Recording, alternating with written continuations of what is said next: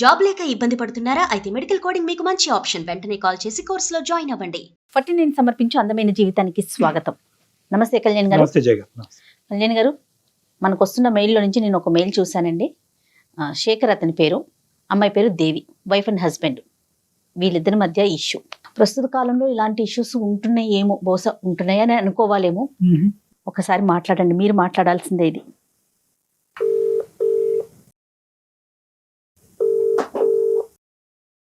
Hello hello, Shekhar గారండి?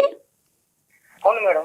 నేను అందమైన జీవితం ప్రోగ్రామ్ నుంచి కాల్ చేస్తున్నానండి. నాతో పాటు డాక్టర్ కళ్యాణ్ చక్రవర్తి గారు ఉన్నారు. శేఖర్ గారు, మాట్లాడొచ్చా మీతో?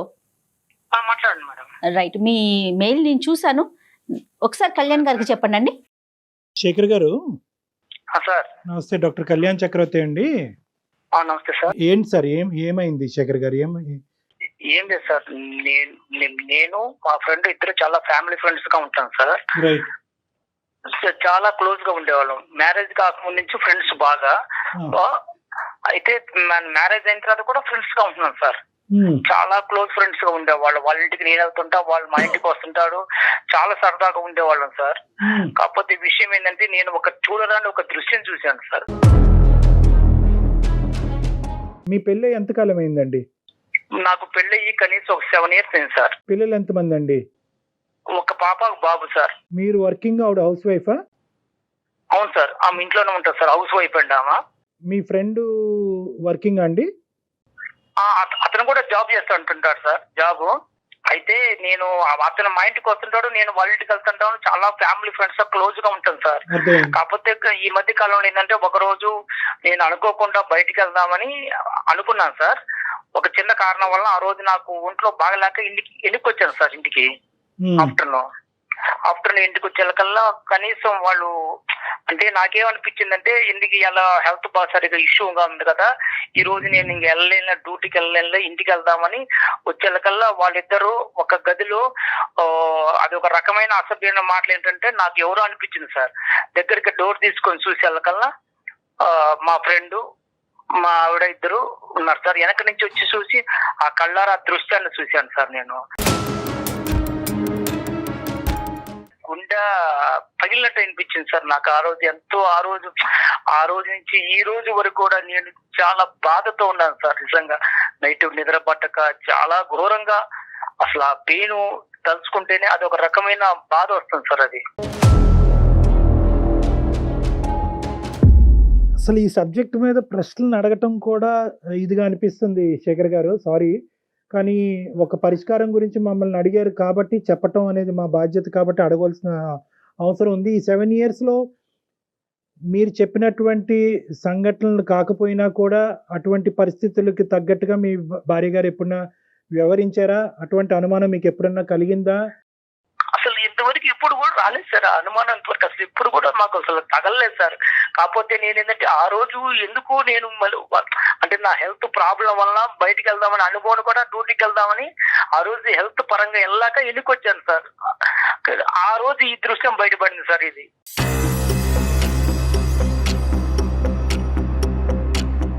శేఖర్ గారు, ఒక్క నిమిషం, మాకు డైజెస్ట్ చేసుకోవటం కష్టంగా అనిపిస్తుంది. మీరు ఆ రోజు డోర్ దగ్గర ఉన్నారు, డోర్ వేసుకోలేదా అండి వాళ్ళు డోర్ లైట్ గా, అంటే డోర్ వేసారు కానీ అది డోర్ తీస్తే వస్తా సార్. అది డోర్ అది కాకపోతే నేను బ్యాక్ సైడ్ నుంచి వెళ్ళాను సార్. ఆ మాటలు ఎంతో వల్ల నాకు అనిపించిందంటే, ఏంది ఇంత అసభ్యకరమైన మాటలు వస్తున్నాయి, ఇది ఎవరున్నారా ఏందో చూద్దామని బ్యాక్ సైడ్ నుంచి చూస్తే వాళ్ళిద్దరు ఉన్నారు సార్. పిల్లలు ఎక్కడున్నారు సార్ ఆ టైం? అప్పుడు స్కూల్కి వెళ్ళారు సార్ పిల్లలు. ఇంకా రాలే పిల్లలు స్కూల్ నుంచి? ఇంకా పిల్లలు రాలేదు సార్. నేను ఆఫ్టర్నూన్ వచ్చాను సార్. అప్పటికి మీ ఇద్దరి మధ్యన ఎప్పుడన్నా ఇటువంటి డిస్కషన్స్ వచ్చినాయా? అంటే సహజంగా భార్యాభర్తల మధ్యన చాలా కామన్గా ఇలాంటి చిన్న చిన్న అనుమానాలు ఇలాంటివి అవుతూ ఉంటాయి. ఆ విధమైనటువంటి మీరు అనుమానం పట్టడం అనేటటువంటి పరిస్థితులు ఇంతకు ముందు వచ్చినాయా? అంటే ఒక సంఘటన పరంగా అవనివ్వండి, ఒక సంఘటన కాకపోయినా అవనండి, అనుమానమైనటువంటి సబ్జెక్టు మీ 7 సంవత్సరాల ప్రయాణంలో ఎప్పుడన్నా ఉందా? ఏ రోజు కూడా అసలు ఆ ఆలోచన కూడా థాట్ కూడా రాలేదు సార్. ఎందుకంటే సొంత ఫ్రెండ్, చాలా క్లోజ్ గా ఉంటాడు, భార్య, నేను చెల్లెలతో భావించుకుంటాడని టైప్ లో ఆలోచించుకుంటున్నాం. కానీ ఏ రోజు కూడా ఇంత థాట్ అనేది ఏ రోజు రాలేదు సార్. ఆ మీద అనుమానం కూడా లేదు సార్ నాకు. అంత ఇదిగా ఉండేవాళ్ళం సార్. ఫ్యామిలీ ఫ్రెండ్స్ కు వాళ్ళ భార్య కూడా మా ఇంటికి వచ్చేది, మా మిస్సెస్ కు వాళ్ళ ఇంటికి వెళ్ళేవాళ్ళం, ఏదైనా ఫంక్షన్ ఉన్నప్పుడు అన్నిటికీ వెళ్తుండేవాళ్ళం సార్. అటు వస్తూ పోతుండేవాళ్ళం సార్. ఇప్పుడు తప్పుగా అనుకోకండి శేఖర్ గారు, నేను అడగటం కాదు, మన ప్రోగ్రామ్ చూసేటటువంటి చాలా మంది ప్రేక్షకులు అడిగేటటువంటి ప్రశ్న నేను మిమ్మల్ని అడుగుతున్నాను. మీ మాట నమ్మవలసిన అవసరం ఏముంది? సార్ నీ కళ్ళారా చూశాను సార్. అది నీ కళ్ళారా చూడబట్టి ఇంత డిసిషన్ తీసుకుని ఎవరికి చెప్పుకోవాలో తెలియక, ఏం చేయాలో తెలియక 10 రోజుల నుంచి మన ఏదో పడుతున్నాను సార్. ఆమెను అడగలేక, మా ఫ్రెండ్ తో చెప్పుకోలేక ప్రతిరోజు నరకం అనిపిస్తున్నాను సార్. నేను కొనుక్కున్నప్పుడల్లా అసలు అర్ధరాత్రి లేచి మెలుకు చూస్తే ఇదే సంఘటన గుర్తొస్తుంది సార్ నాకు. మీరు చూసినట్టు కానీ లోపల ఉండేటటువంటి మాటలు విన్నట్టుగా కానీ మీ భార్య గారికి అయితే తెలియదు ఇప్పటికొచ్చి? ఇంతవరకు తెలియదు సార్. వాళ్ళకి అసలు చెప్పడం కూడా చెప్పలేదు. నేను తిరుగుతూ అడగలేదు సార్. నేను ఎవరికి చెప్పుకోలేక ప్రతిరోజు మనోయాది అనిపిస్తున్నా సార్ నేనైతే. 4 గోళ్ల మధ్యన అడగవలసినటువంటి ప్రశ్నలు, ఒక క్లినిక్ లో అడగవలసిన ప్రశ్నలు తప్పని పరిస్థితిలో నేను ఈ రోజు మిమ్మల్ని అడుగుతున్నాను శేఖర్ గారు. మీ భార్య మీ ఇద్దరి మధ్యన ఈ జీవితం ఎలా ఉంది? అంటే మీ ఇద్దరి మధ్యన ప్రేమ ఆప్యాయతలు కానీ లేదంటే వేరే అంశాలు ఎలా ఉన్నాయి?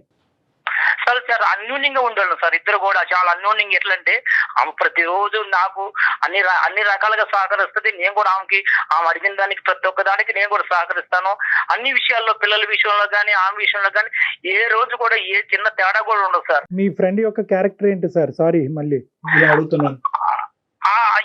ఇదే సార్ నేను ఫస్ట్ టైం చూస్తాను సార్. ఏ రోజు కూడా మా ఫ్రెండ్ కూడా నా దగ్గర ఏ రోజు కూడా చాలా క్లోజ్ గా ఉండి, చాలా ఫ్రెండ్షిప్ గా ఉండి, అంత ఇదిగా ఉన్న మనిషి ఎందుకు ఆ విధంగా చేశాడనేది కొంచెం నాకు ఇంకా డౌట్ అనిపిస్తుంది సార్. ఆ డౌట్ వల్ల వాళ్ళని ఇద్దరు కూడా నిలదీయలేకపోయారు. మీ ఫ్రెండ్ కూడా సిన్సియర్ గానే ఉంటాడు. ఇలాంటి అమ్మాయిలు వ్యవహారాలు ఇలాంటివి సరదాగా ఫ్రెండ్స్ మధ్యన మాట్లాడుకుంటూ ఉంటారు. అలాంటి టాపిక్స్ కూడా ఎప్పుడూ లేవు. అతను వాళ్ళ భార్యతో కూడా బానే ఉన్నాడు. అక్కడ కూడా గొడవలు ఏం లేవు. ఏం లేదు సార్. ఏ రోజు కూడా రాలేదు సార్. ఆయనకి ఎంతమంది పిల్లలు? అతనికి ఎంతమంది పిల్లలండి? అతనికి ఒక పాప అండి. మీ ఫ్రెండ్ మీతో ఎలా ఉన్నాడు ఈ 10 రోజులు బట్టి? మీ భార్య మీతో ఎలా ఉంది? ఈ జరిగిన సంఘటన తర్వాత వాళ్ళు నాకన్నా ఎక్కువగా నటిస్తున్నారు సార్. అసలు వాళ్ళకి ఏందో తప్పు చేయలేనట్టుగా నా ముందు వాళ్ళు చేస్తుంటే నాకే ఒక్కోసారి అసహ్యం వేస్తుంది సార్. ఎందుకంటే అంత ఘోరంగా వాళ్ళు నటనలో అంత జీవిస్తున్నారు సార్. ఏమి తెలియనట్టుగా, ఏది అసలు జరగనట్టుగా. కానీ నా మనసుకు తెలుస్తుంది అది ఏంటి, ఇంత అప్పటికన్నా వీళ్ళు ఇంకా ఎక్కువగా నటిస్తున్నారు, కారణం ఏంటి, నన్ను అసలు ఏ రకంగా చూస్తున్నారో తెలియట్లేదు సార్. అది ఆ విషయం.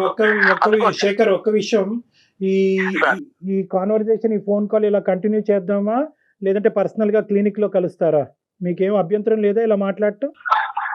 మాట్లాడే అభ్యంతరం లేదు, కానీ ఈ సమస్యకు సొల్యూషన్ దొరకాలి సార్. నాకు అదేనండి మనసులో బాధ ఎక్కువ. ఏం కావాలి? మా దగ్గర నుంచి ఏం ఎక్స్పెక్ట్ చేస్తున్నారు? నేను ఆమె డైరెక్టర్ గా అడగలేకపోతున్నాను సార్. మీరు కొంచెం మీ ద్వారా అడిగితే ఇలాంటి విషయాన్ని మనం మాట్లాడే విషయం కాదు కదండి.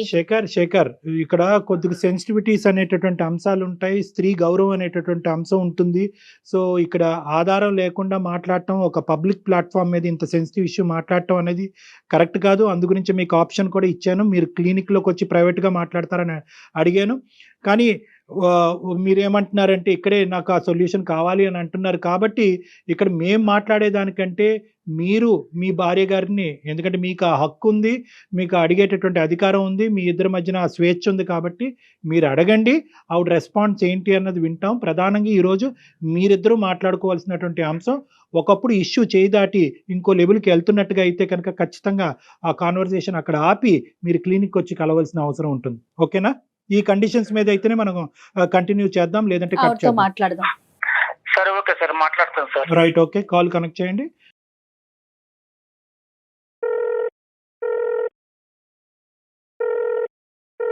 హలో హలో దేవి, చెప్పు. ఏం చేస్తున్నావు? ఏం లేదు, మామూలుగా కూర్చున్నాను. పిల్లలు స్కూల్కి వెళ్ళారా? వెళ్ళారు. ఏం చేసింది ఈరోజు వంట?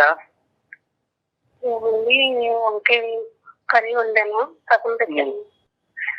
ఇప్పుడు నీతో నేను ఒకటి మాట్లాడాలనుకుంటున్నాను. మరి నువ్వు ఫ్రీగానే ఉన్నావా ఇప్పుడు, లేదా వంట కార్యక్రమంలో ఉన్నావా?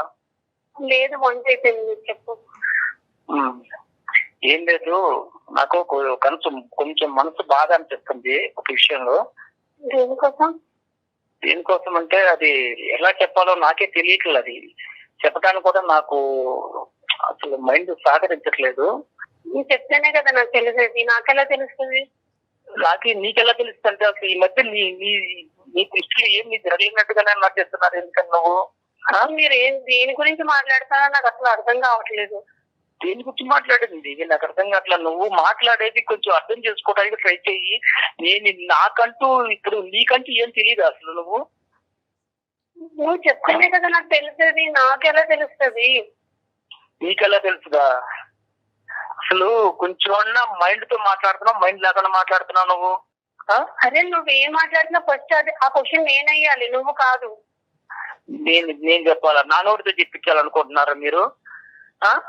నీకు తెలీదా ఏం జరిగింది కూడా తెలీదా? అంటే నీ స్వార్థంగా నువ్వు చూసుకుంటున్నావు, కానీ మనిషికి ఎందుకు ఇంత 10,000 నుంచి మనిషి ఎందుకు బాధపడుతున్నాడు, ఎందుకు వస్తున్నాడు, సరిగా ఉండలేదు, మాట్లాడలేదు, పిల్లలతో మాట్లాడలేదు, కనీసం ఏమైనా కొంచెమైనా ఒక రవ్వంతైనా ఆలోచిస్తున్నావా? మీరు వెళ్ళొచ్చిన దానికి మీరే సరిగ్గా ఉండట్లేదు, సరిగ్గా తినట్లేదు, సరిగ్గా ఉండట్లేదు. ఏమైందని జరిగినా మీరు ఏమి మాట్లాడలేదు. ఇప్పుడు మీరు ఏదేదో మాట్లాడేస్తే నాకు ఎలా తెలుస్తుంది? మీ ఈ మధ్య కాలంలో నీకేం తెలియట్లేదు అసలు. నువ్వేం చేసావో కూడా నీకు తెలియట్లేదా దేవి? నీకేం తక్కువ చేశాను నేను? కనీసం ఏ విషయంలో తక్కువ చేశాను చెప్పు. బట్టల విషయంలో తక్కువ చేశానా, తిండి విషయంలో తక్కువ చేశానా, లేకపోతే మనం ఏదైనా సరదాగా టూర్ వెళ్ళాలన్నప్పుడు ఏ రోజైనా నువ్వు అడిగితే తీసుకెళ్లకుండా, లేకపోతే ఎక్కడ సినిమాల విషయంలో తక్కువ చేశాను, ఏ విషయంలో తక్కువ చేశాను నన్ను ఇదిగా చేసావు నువ్వు అసలు? మీకు మీరు అలా మాట్లాడుకుంటూ వెళ్ళిపోతున్నారు. నేను ఏం తక్కువ చేశాను? ఏ రోజైనా మిమ్మల్ని క్వశ్చన్ మార్క్ వేసానా? ఏ రోజు నేను అన్నానా? మరి నువ్వు చేసిన ఒక్క ప్రాబ్లం వల్ల నేను ఎంత నరకం అనిపిస్తున్నాను తెలుసా? నేను ఈ రోజు వరకు ఎవరికి చెప్పుకోలేక, ఫ్రెండ్స్ చెప్పుకునే సమస్య కాదు, తల్లిదండ్రులు చెప్పుకునే సమస్య కాదు, ఎవరికి చెప్పుకునే సమస్య కాదు. ఇది కళ్ళారా చూసినా అన్నంతగా అనిపిస్తుంది తప్ప అది నిజమో కాదు అని కూడా నాడికి ఎన్నాళ్ళ నుంచి తాగుతుంది ఈ రంకు వ్యవహారాలు.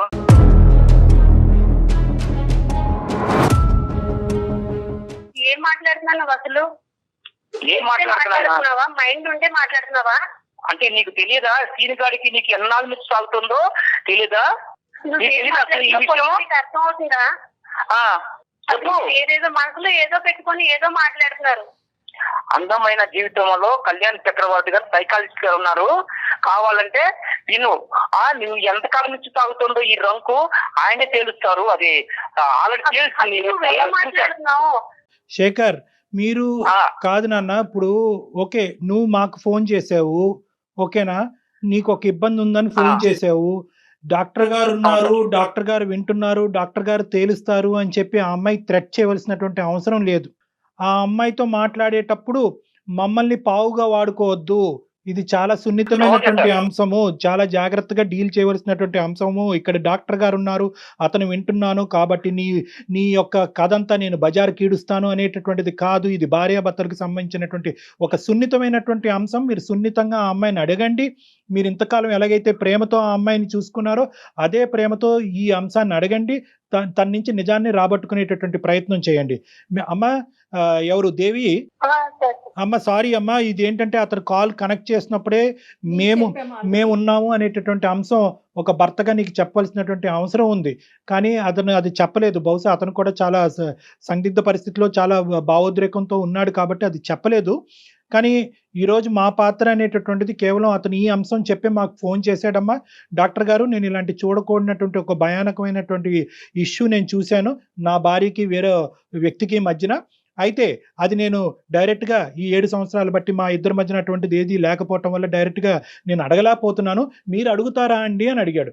చాలేవయ్యా, మేము అడగటం కాదు, మేము ఫోన్లోనే అసలు ఇలాంటివి డిస్కస్ చెయ్యం, కావాలంటే హాస్పిటల్కి వస్తావా 4 గోళ్ల మధ్యన మాట్లాడదాం అంటే లేదు సార్ అది ఇక్కడే తేలాలి. సో ఈ అంశం గురించి ఒక నిమిషం దేవి, ఒక్క నిమిషం నాన్న, నీ పర్మిషన్ తీసుకోవాలి, నీ కన్సెంట్ తీసుకుని మేము కంటిన్యూ చేయాలి. ఈ ఇష్యూ అతని మనసులో ఒక భావోద్రేకం ఉంది, ఒక వేదన ఉంది, ఇది ఈ రోజు ఇక్కడే తేల్చుకోవాలని అనుకుంటున్నాడు.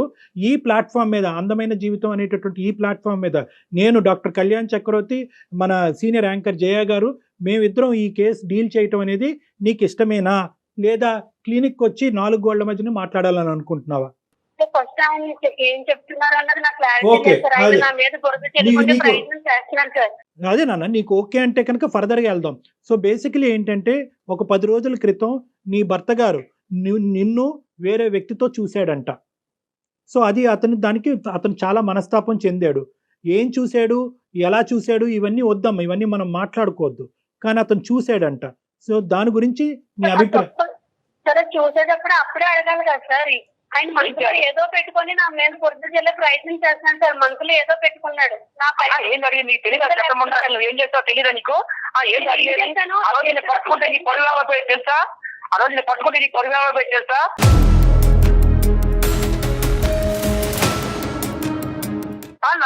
నా పరువు బుక్కు నేను సైలెంట్ గా మూసుకొని పోయాను తెలుసా బయటికి.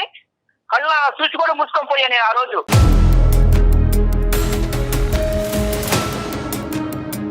అసలు నీకు పిచ్చి నాటకాలు నాటకాలు ఆడగలేదు సార్. చెప్ప ఏం మాట్లాడుతావు తెలుసా? నువ్వు ఏం మాట్లాడుతున్నావు? నా మీద బురద జల్లే ప్రయత్నం చేసుకుంటూ నువ్వు ఏదేదో మాట్లాడుకుంటే కొన్ని ఇస్తారాజం అయిపోయింది అంతాను. అక్కడ నైతం అయిపోయిందా? ఆ రోజు నిన్ను కానీ నేను నిద్ర రెడ్ పట్టుకోండి కానీ నేను నిలదీస్తే నీ జీవితం ఏమైపోతుంది తెలుసా? ఒక పక్క వాళ్ళ తీర వాడు పొరుగు పోయేది, ఒక పక్క నీకు మాత్రం అప్పుడు ఎంత ఘోరంగా ఉంటుంది తెలుసా జీవితం అంటే. మీ చుట్టాలు ఉన్నారు, మా చుట్టాలు ఉన్నారు, అడగడానికి వాళ్ళు ఎవరు లేరా? ఎవరు గుట్టి ఈ రోజు తీసుకొని వచ్చి ఆయన నువ్వేంటి, అసలు నువ్వేం చెప్తున్నావు ఏంటో తెలీదు. నా మీద అన్ని నిందలేసి అసలు నువ్వేం చేయాలనుకున్నావు, ఏం చేస్తున్నావు అంటే నువ్వు తప్పు చేశాను మాత్రం ఒప్పుకో కదా. అసలు నేను ఏం తప్పు చేశాను నీకు తెలియదు అన్నమాట. అమ్మ శేఖర్, ఒక్క నిమిషం. పబ్లిక్ గా తిట్టేటటువంటి ప్రయత్నం చేయొద్దు. అలా అయితే కనుక మన ఈ కాన్వర్సేషన్ కంటిన్యూ చేయలేము, ఇక్కడితో ఆపేద్దాం. నెంబర్ 1, అది ఫస్ట్ మీరు గుర్తుపెట్టుకోండి. I know your emotionally hurt, కాదనట్లేదు. ఈ తప్పు ఎలా జరిగింది అనేటటువంటి ప్రశ్న అనేటటువంటి రకరకాలు ఉన్నాయి. కానీ అసలు ఫస్ట్ ఆఫ్ ఆల్ ఆ అమ్మాయి మాట్లాడేటటువంటి అంశాలు మనం విందాం. అసలు తప్పు జరిగిందా లేదా, అసలు నువ్వు చూసింది ఏంటి, జరిగింది ఏంటి అనేటటువంటి అంశాలు ప్రధానంగా మనం మాట్లాడుకుంటే కనుక ఒక క్లారిటీ వస్తుంది. ఆ తర్వాత ఏం చేయాలన్నది ఆలోచిద్దాం. అమ్మ దేవి, మీ హస్బెండ్ ఆ రోజు ఊరి నుంచి ఆఫీస్ నుంచి ఎక్కడి నుంచో వచ్చాడు. వచ్చినప్పుడు ఏం జరిగిందమ్మా? నువ్వు ఒక్కదానివే ఉన్నావా, ఎవరన్నా ఉన్నారా ఇంట్లో, వేరే వాళ్ళు ఎవరన్నా? నేను ఒక్కదానే ఉన్నాను సార్. మీ భర్త గారు ఇంతకు ముందు ఎప్పుడన్నా నిన్ను అనుమానించారా ఈ విధంగా వేరే మగవాళ్ళతో? లేదు సార్, అసలు అనుమానించారు. మరి ఇలాగ 7 సంవత్సరాల తర్వాత మీ భర్త గారు ఇలాంటి ప్రశ్న అడుగుతున్నారంటే కనుక అతను కలగంటున్నాడా, భ్రమ పడుతున్నాడా, వాస్తవమా? ఈ 10 రోజులు పెట్టి ఆయన అసలు మతి సింహం ఉందో లేదో నాకు అర్థం అవ్వట్లేదు సార్. ఆయన అసలు సరిగ్గా మాట్లాడట్లేదు, వండించి తినట్లేదు, సరిగ్గా ఉండట్లేదు, పిల్లలతో కూడా సరిగ్గా మాట్లాడిందే లేదు. డాడీ అని పక్కకి వెళ్ళినా కానీ లేకపోయి వెళ్ళిపోతున్నాడు. తను వేడిస్తున్నాడు, తను మొదలు పడ్డాడు. అలా ఎందుకు జరుగుతుందని తెలుసుకునే ప్రయత్నం చేసినా కానీ నాకు అస్సలు రెస్పాన్స్ అయ్యట్లేదు. అలా కదా, ఈ 10 రోజులు బట్టి అతని మానసిక పరిస్థితి గురించి మాట్లాడలేదు తల్లి. కానీ ఆ రోజు జరిగినటువంటి సంఘటనలో ఇంట్లో నీతో పాటు ఎవరన్నా ఉన్నారా? మిగతా అంశాలు నేను అడగనమ్మా. లేరు సార్, ఎవరు లేరు. ఆయననే అంతగా చూసే సందర్భం ఉంటే ఆ రోజు ఏం చేశారు సార్? నోట్లో ఏమన్నా మట్టి కథలు ఏమన్నా పెట్టుకున్నారా? అమ్మా అది కాదమ్మా. వాస్తవానికి ఇది నిజమా అబద్ధమా, జరిగిందా జరగలేదా అనేటటువంటి అంశం నిర్ణయించవలసినటువంటి వాళ్ళం మేం కాదు. జరిగింది అని మేము అనలేము, జరగలేదు అని మేము అనలేము. అది మీ భార్యాభర్తలకు సంబంధించినటువంటి ఒక ప్రైవేట్ ఇష్యూ. కానీ ఈరోజు ఏంటంటే మీరు ఆ సబ్జెక్ట్ మీదకి వెళ్ళకండి. ఆ ఒక్క సబ్జెక్ట్ మీద మేము అతన్ని అప్రిషియేట్ చేస్తున్నాం. ఒకప్పుడు ఇటువంటిది ఏదైనా జరుగుంటే ఎక్స్ అనేటటువంటి కేసు సినారియో తీసుకుందాం.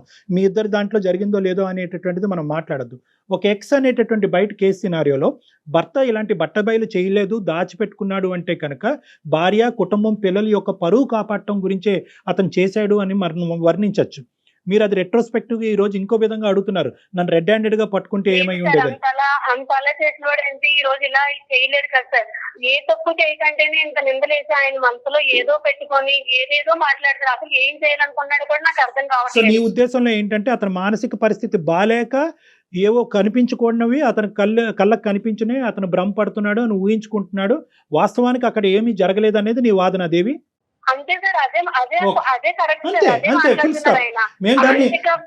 ఒక నిమిషం దేవి, నీ వర్జన కల్లారా చూశాను సార్. అది నేను కల్లారా చూశాను. ఆ రోజు కల్లారా చూసిన తర్వాతనే నా మనసు చెడిపోయింది సార్. అది నేను కల్లారా చూశాను. అది కనీసం ఈమె కానీ వాడు కానీ ఏంది ఇలాగున్నావు అని కూడా ఒక్క క్వశ్చన్ కూడా నన్ను అడగలేదు సార్.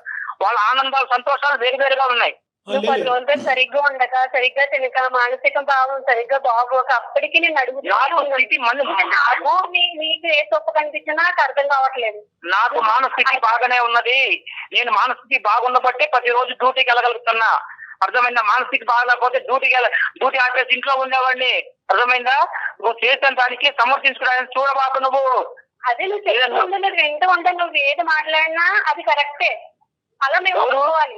అదే నువ్వు అలా మాట్లాడుతున్నావు. నేను మన పెళ్ళి ఇంతకాలమైనా ఏ రోజైనా నిన్ను నిలదీసి నేను అడిగానా?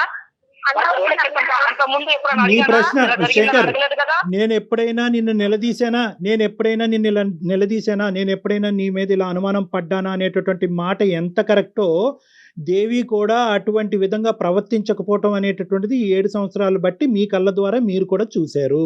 సో అది కూడా పాయింటే. ఇక్కడ ఏంటంటే ఆవిడ ఇంతకు ముందు ఇలా ఉందండి, ఇప్పుడు ఇలా ఉందండి, తర్వాత ఇలా చేసింది అనేటటువంటి ఎగ్జాంపుల్స్ మీరు ఇవ్వలేకపోతున్నారు. మొదటి నుంచి నా భర్తకు అనుమానం అనేటటువంటి ఒక ఇది ఉందండి అని చెప్పి ఆవిడ చెప్పలేకపోతుంది. సో ఇదేంటంటే ఒక ఇన్సిడెంట్ చుట్టూరు జరిగినటువంటి ఒక ఇష్యూ కింద మనం పరిగణలోకి తీసుకోవాలి.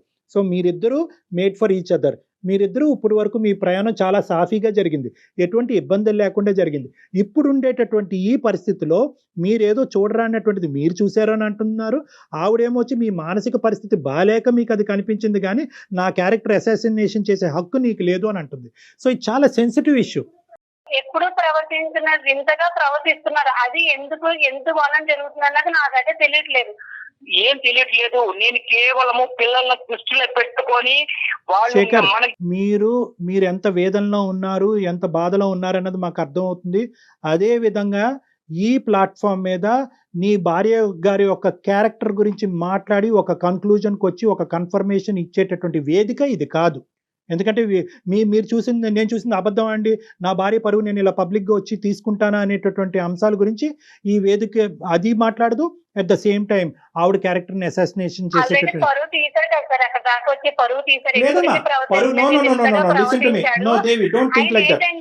వేరే ట్రాక్ లోకి ఎక్కడికో వెళ్ళాలన్న ప్రయత్నంలో నా మీద బురద చెల్లే ప్రయత్నం చేస్తున్నాడని ఈజీగా నాకైతే అర్థం. ఇదేం కొత్త ఇదమ్మా, ఏంటి అతను ఏ ట్రాక్ లో వెళ్తాడు? ఇంకో ట్రాక్ అంటే ఇంకోటి ఆయనకి ఏదో ఉందండి మనసులో, ఏదో కాదు. నేను వేరే వాళ్ళతో మాట్లాడుతున్నాడు తను.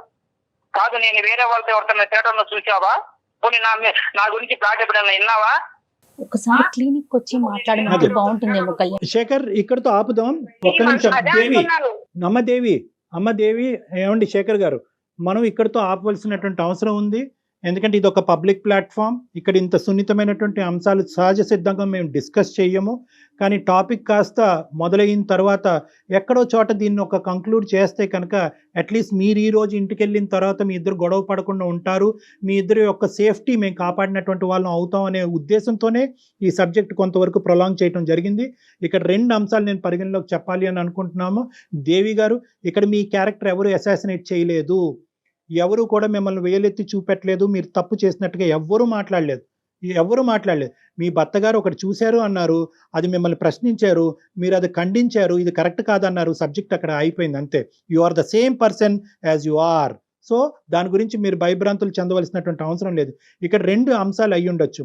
ఆ 2 అంశాలు, ఒకటి ఏదైనా జరిగి ఉండొచ్చా అనేటటువంటి ఒక అంశం, రెండోది ఇతను అనుమానం కానీ లేదంటే ఒక సైకలాజికల్ పరంగా ఏమైనా ఇబ్బంది పడుతూ ఉండొచ్చా. ఈ 2 అంశాలు మనం వెరీ క్లోజ్డ్ ప్లేస్లో, అంటే ఒక 4 వాల్స్ మధ్యన మాట్లాడుకోవాల్సినటువంటి ఒక సున్నితమైనటువంటి అంశంగా నేను పరిగణిస్తున్నాను. కాబట్టి ఇది ఇంకా ఫర్దర్ గా ఎక్స్టెండ్. ఓకేనమ్మా, అనుమానమే కానివ్వండి, ఈ అనుమానమేనమ్మా.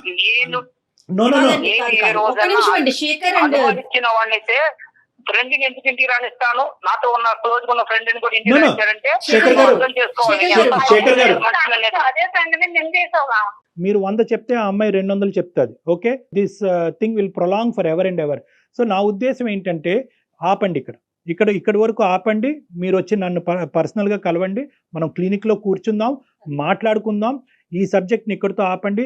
దయచేసి ఎవరు పెద్ద పెద్ద నిర్ణయాలు తీసుకోవద్దు. ఎవరి సేఫ్టీ, మీరు పిల్లల గురించి ఉన్నారు, దీని గురించి నిందించుకోవద్దు. మళ్ళీ నా దగ్గరకు వచ్చేంత వరకు ప్రశ్నించుకోవద్దు, నిందించుకోవద్దు, అలజడి చెందొద్దు, గొడవ పడద్దు. ఎందుకంటే పిల్లలు ఉన్నారు, చిన్న పిల్లలు ఉన్నారు, వాళ్ళు ఇబ్బంది పడతారు. ఇది ఏదన్నా ఉంటే కనుక, ఈ సబ్జెక్ట్ ఏదైనా డిస్కషన్ ఉంటే కనుక అది నా రూమ్ లో మనం మాట్లాడుకుందాం. డాక్టర్ గారిని కలిసే ప్రయత్నం అయితే చేయండి. 7 years పాటు మీరిద్దరు చాలా హ్యాపీగా ఉన్నారు. ఏదో ఒక ఇష్యూ వల్ల, అది నిజం అవ్వచ్చు, అబద్ధం అవ్వచ్చు, భ్రమ అవ్వచ్చు, కల అవ్వచ్చు, ఏదన్నా అవ్వచ్చు, కానీ ఒక్క ఇష్యూ వల్ల దయచేసి జీవితాలను పాడు చేసుకోవద్దు. ఈ సమస్యకు కూడా, ఇలాంటి సమస్యకు కూడా పరిష్కారం ఉంటాయి. నమ్మకంతో ముందుకెళ్ళటం ఒకటే దారి, అదే నమ్మకంతో నా దగ్గరికి రావటం అనేటటువంటిది ఒకటే దారి. సో కాబట్టి మీకు మా నెంబర్ షేర్ చేస్తాం ఈ కాల్ అయిపోయిన తర్వాత. మీరు ఆ నెంబర్కి ఫోన్ చేసి నా అపాయింట్మెంట్ తీసుకుని ఒకసారి డైరెక్ట్గా వచ్చి కలిసి మీ యొక్క ఆలోచనలు మార్చుకునే ప్రయత్నం చేయండి. రైట్ శేఖర్ గారు. Okay sir. ఓకే అండి. రైట్ అండి దేవి. కీప్ సేఫ్ అమ్మా, కీప్ సేఫ్. సరైన సమాధానం చెప్పారు కళ్యాణ్జీ. ఎందుకంటే మనం ఈ వేదిక మీద ఇలాంటి సున్నితమైన అంశాలు మనం మాట్లాడుకోలేము. అతను అంత సున్నితమైన ఇష్యూ చెప్పగానే ఈ రోజు ఆఫీస్ నుంచి ఇంటికి వెళ్ళి ఎటువంటి అనర్థమైనా జరగచ్చు. ఈ రోజు ఈ ప్లాట్ఫామ్ మీద ఈ కేసు టేకప్ చేయడానికి ఒకే ఒక ఉద్దేశం ఏంటంటే అతను చాలా యాజిటేటెడ్ గా ఉన్నాడు. అవునవును. ఇన్ని రోజులు 10 రోజులు బట్టి నేను మెయిల్ లో కూడా నాకు చనిపోవాలనుంది, అక్కడ దాకా వెళ్ళాను, నాకు పిల్లలు గుర్తొచ్చారు, చనిపోవటమా ఇంకొన్ని సందర్భాల్లో చంపేయటమా. సో ఈ రెండు రిస్క్స్ ఉన్నాయి కాబట్టి అట్లీస్ట్ అతనిలో ఉండేటటువంటి ఈ వేదన ఈ వేడి తగ్గించి వేరే ప్లాట్ఫామ్ దగ్గరికి వస్తే కనుక ఒక సొల్యూషన్ దొరుకుతుందనే నమ్మకం ఇవ్వటమే. ఖచ్చితంగా వాళ్ళు మనకి కాంటాక్ట్ చేసి ఇమీడియట్ గా వాళ్ళతో మాట్లాడే ప్రయత్నం చేయండి కళ్యాణ్. షూర్ అమ్మా. రైట్ అండి, థ్యాంక్ యూ సో మచ్ అండి. నమస్తే. అందమైన జీవితం మరిన్ని ఎపిసోడ్స్ కోసం సుమన్ టీవీ లైవ్ ఛానల్ ని సబ్స్క్రైబ్ చేసుకోండి. ఈ వీడియో కనుక మీకు నచ్చినట్లయితే లైక్ చేయండి, షేర్ చేయండి. మరిన్ని వీడియోస్ కోసం మా ఛానల్ ని సబ్స్క్రైబ్ చేయండి. అందమైన జీవితం సమర్పిస్తున్న వారు 49 అంటే సంతోషం, 49 అంటే సంతానం. ఈ వీడియోని మీకు సమర్పిస్తున్న వారు Anil lawyer classes, SSC, bank, cat, Telangana and ఏపీలోని ప్రతి ప్రభుత్వ ఉద్యోగానికి ప్రత్యేకమైన క్లాసెస్ నిర్వహిస్తున్నారు. ఇంకెందుకు ఆలస్యం, డిస్క్రిప్షన్ లోని యాప్ ని డౌన్లోడ్ చేసుకోండి.